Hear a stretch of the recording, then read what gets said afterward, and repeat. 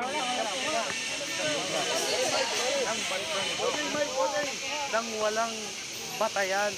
Alam mo, kahit na sa ilalim ng extradition treaty natin, law, bago mo arrestuin ang isang tao na supposed to be ibibigay mo sa isang bansa na humingi sa'yo ng tulong, kailangan dumaan ka sa isang proseso. Kailangan magpad ka sa isang local court at ipakita mo, mabibigyan ng pagkakataon yung ina-arresto mo. Hindi nangyari ito rito. Dahil naresto siya, wala nang ang warrant, tapos pinersa pa. Nakita niyo naman ang video.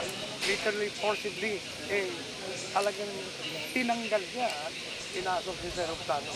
Kaya kapon umiiyak na gusto si dating First Lady Tabansenya pati yung anak. Kasi nga, alam naman ng gobyerno na may sakit si dating Presidente Duterte.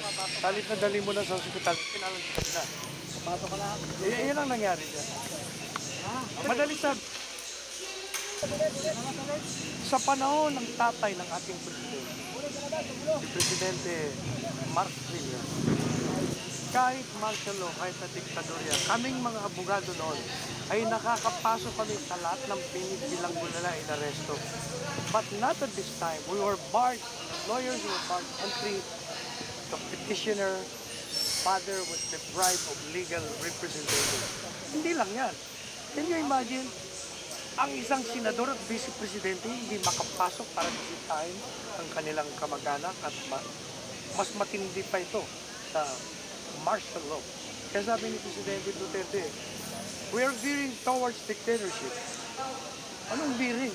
This is dictatorship. It's even worse than the father's dictatorship.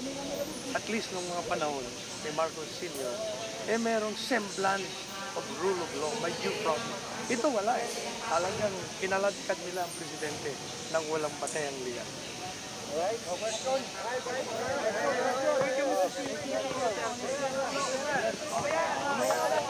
Si Kitty, understandably, masama ang loob niya sa nangyari kahapon, kagabi nung kasama namin siya habang